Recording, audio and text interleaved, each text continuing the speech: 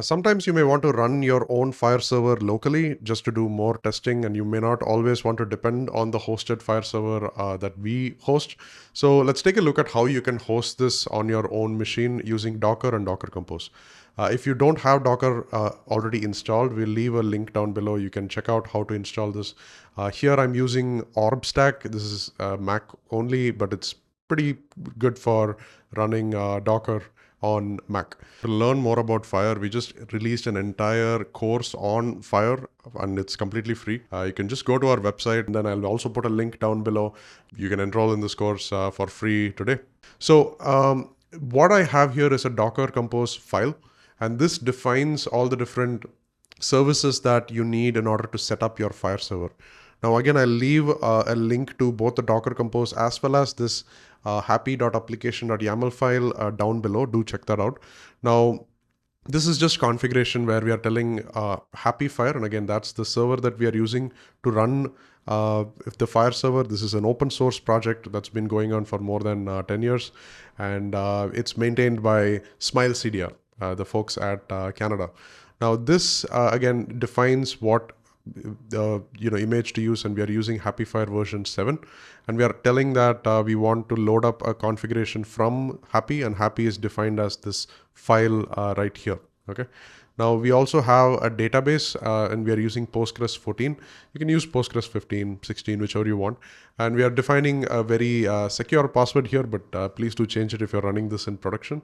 And we are also mounting the current folder. We're asking it to make a folder called happy.postgres.data, and we are putting in all of the Postgres data into this folder.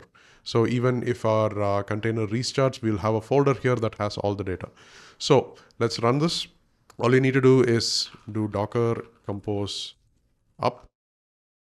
And I already have the images downloaded, so it's like pretty fast. But if not, it will take some time to like download and pull all the images. Then you'll have this set up. Now, once you have this, you should see the final log that says something along the lines of started application in this case 12 seconds, right? So you have the application started and it's running on port 8080. And again, like Postgres will usually run on port 5432, but we are not exposing that here. If you want to expose Postgres, you can also like include another port section in this file and just say 5432. So that way you can connect to Postgres with other external tools. Let's go back to Postman. And again, like we've been dealing with the FHIR bootcamp server so far. Let's just change this to localhost and port 8080. And let's try to get our patients. And we get a bundle back and we see that there are no patients. Now let's actually try and post a patient. Let's just get our usual patient.json here. Let's post that. And we got our patient created. Now let's again make a get request back. And again, HAPI FHIR also like takes some time to refresh search, right? So this is a common complaint that I hear people, asking me like, hey, why don't I see my patients? Now, there is nothing to worry. You can either wait for some time, or HAPI FHIR also has this headers that it supports to not cache the search results. So you can actually go here and say search result caching. So you can either set this by default using this, or you could just pass in the cache control, no cache headers in your request. So in this case, let's again, by now, I think it's already been a minute, so you should see this. But let's say cache control, and we'll say no cache. And this will make sure that any result that you post will return almost immediately. So we got back our result and we see the patient Sidharth Ramesh. And again, like let's just try to post another patient. Let's this time call it Vipin.